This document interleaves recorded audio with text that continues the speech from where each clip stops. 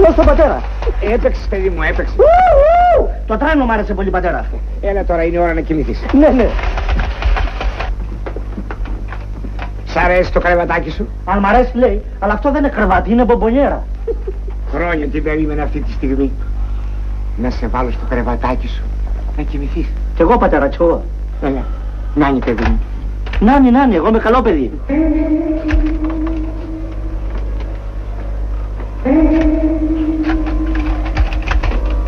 Καληνύχτα. Βασανισμένο μου παιδί. Καληνύχτα, πατέρα, και σε ευχαριστώ που με βρήκες.